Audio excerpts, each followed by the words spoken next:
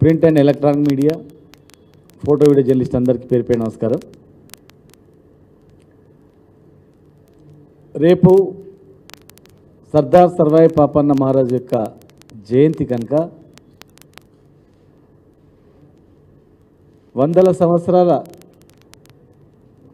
పోరాటంలో ఏ ప్రభుత్వం కూడా 70 సంవత్సరాల పైన స్వాతంత్రం వచ్చినా ఆ రోజు నుంచి కూడా సర్వాయి పాపన్న మహారాజ్ చరిత్రను ఏ ప్రభుత్వం కూడా వెలుగులోకి తీసుకురాలేదు.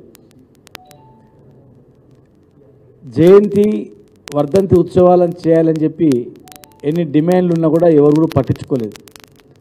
కానీ మేము అధికారంలో ఉన్నప్పుడు సర్వాయి పాపన్న జయంతి వర్ధంతిలను అధికారికంగా చేయాలని జీవో ఇచ్చినాం.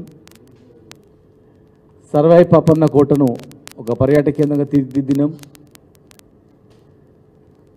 గోల్కొండ కోటను పరిపాలించినటువంటి రాజు వరంగల్ కోట, భువనగిరి కోట 33 కోటలను జయించి రాజు అనేటువంటి ఆయన చరిత్రను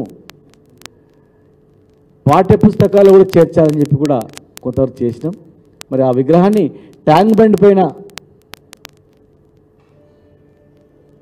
ప్రతిష్టాపించాలని చెప్పి ఒక గౌడ సోదరులే కాదు, చాలామంది అన్ని కులాలు, ఎందుకంటే ఆయన సైన్యము ఒక కులమని కాదు, అన్ని కులాలతో సైన్యం ఏర్పాటు చేసి రాజు అయినటువంటి చరిత్ర. రాజు అంటే ఆ రోజుల్లో క్షత్రియులే రాజు కావాలి, మిగతా వాళ్ళు రాజరికం చేయనిక లేదనేటువంటి దానిలో ఆసియా ఖండంలో భారతదేశంలోనే మరి క్షత్రియుడు కాకపోయినా మేము రాజెందుకు కావద్దని రాజు అయినటువంటి చరిత్ర గల సర్వాయి పాపన్న విగ్రహాన్ని అన్ని వర్గాల క్షత్రియుడు తప్ప మిగతా వాళ్ళందరినీ కలుపుకొని రాజైన చరిత్ర ఉంది కనుక ఆయన విగ్రహాన్ని పెట్టాలని డిమాండ్తో మేము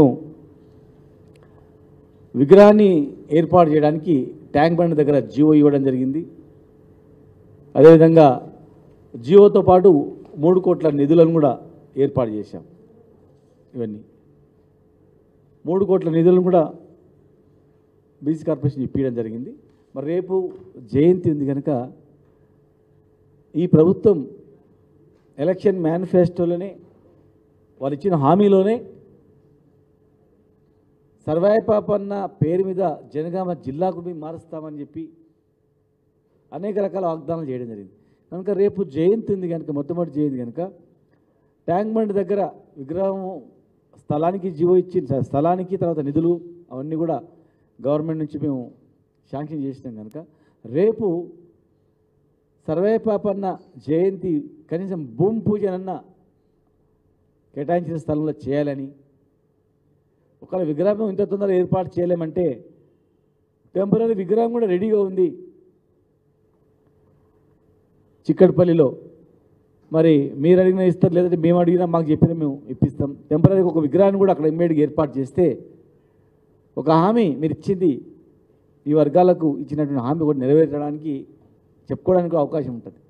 కనుక రేపు అక్కడ కనీసం భూమి పూజన చేయండి, ఒక పెద్ద ఫోటో పెట్టిన ఒక ఫోటోకు పూజ చేసి ఆ స్థలం దగ్గర చేయాలని సర్వాయి పాపన్న జిల్లాను చేస్తామని కనుక రేపు జయంతి రోజే మీరు అందం చేస్తే ఇంకా బాగుంటుందని చెప్పని, అదేవిధంగా వైన్ షాప్లలో రిజర్వేషన్ కూడా 20% పెంచుతామని చెప్పి మీ మేనిఫెస్టోలోనే ఉంది, మీరు ఇచ్చినటువంటి హామీలలోనే ఉంది కనుక మరి ఆ ఇచ్చిన హామీని కూడా ఈ కులానికి సంబంధించింది కనుక రేపు ఆ 20% పెంచినట్లు బార్ అండ్ రెస్టారెంట్లో వైన్ షాప్లలో 20% పెంచినట్లు జీవో ఇచ్చినట్లయితే ఆయన ఆత్మ ప్లస్ ఆయన అభిమానులకు ఈ వర్గాలకు చాలా సంతోషంగా ఉంటుందని చెప్పి మేము ప్రభుత్వాన్ని డిమాండ్ చేస్తూ ఉన్నాం. దయచేసి ఆ ఇచ్చిన హామీను నెరవేర్చుకొని వాళ్ళ చిత్తశుద్ధిని రుజువు చేసుకోవాలని చెప్పని మేము ప్రభుత్వాన్ని డిమాండ్ చేస్తాం. ఇంకా చాలా ఉన్నాయి, అది బీసీ వర్గాలకు ఇచ్చినటువంటివి అనేక సంక్షేమ పథకాలు, అవన్నీ ఈరోజు మాట్లాడడం. రేపు క్లియర్గా ఆయన జయంతి కనుక ఆయన పేరు మీద ఇచ్చిన హామీలు నెరవేర్చాలి రేపు అని చెప్పి మేము అడుగుతా ఉన్నాం. కొత్తగా స్థలం రాసిన అవసరం లేదు, నిధులకు వెతుకోవాల్సిన అవసరం లేదు. ₹1 ఖర్చు కాకుండా ఒక్క జీవోతోనే సర్వాయి పాపన్న జిల్లా మార్చినట్లు ఒక జీవోతోనే అయిపోతుంది. ఒక సంతకంతో అయిపోతుంది. కనుక దయచేసి మరి రేపు ప్రకటించాలని చెప్పి ప్రభుత్వాన్ని కోరుతా ఉన్నాం.